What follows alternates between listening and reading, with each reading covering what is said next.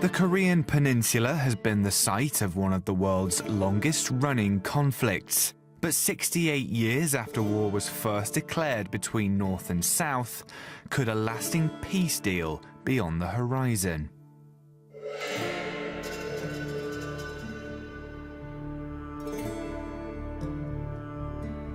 From the beginning of the 20th century, Korea was part of the Japanese Empire, but Japan's defeat in the Second World War saw it carved in two by the Allies.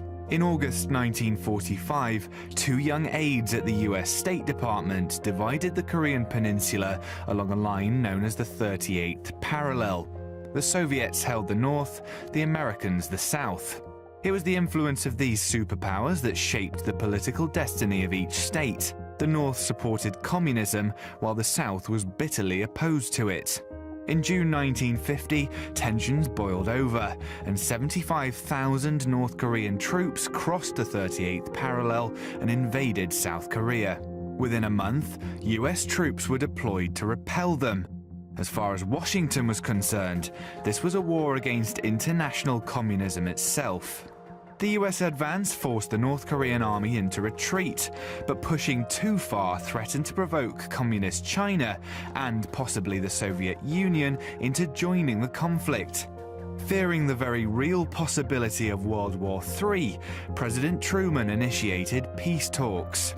In 1953, the United Nations, including the USA, signed an armistice with North Korea and China, a temporary ceasefire rather than a full-blown peace treaty.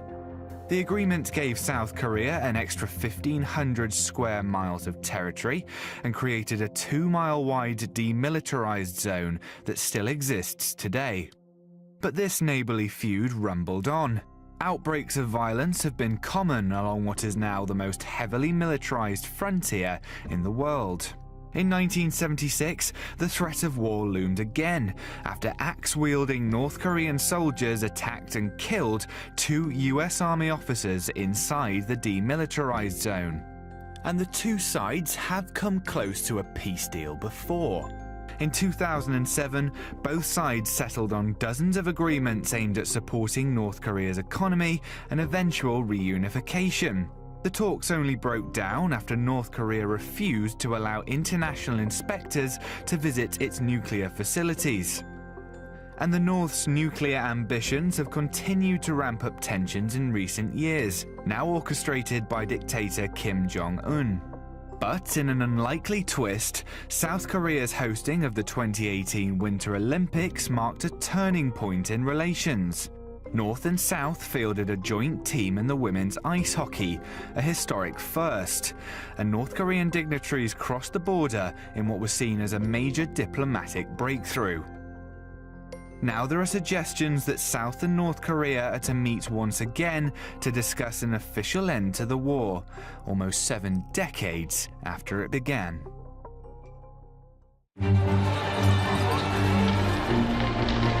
The President of the United States, Donald J. Trump. The fundamental question of our time is whether the West has the will to survive. This is an historic moment from which there can be no turning back.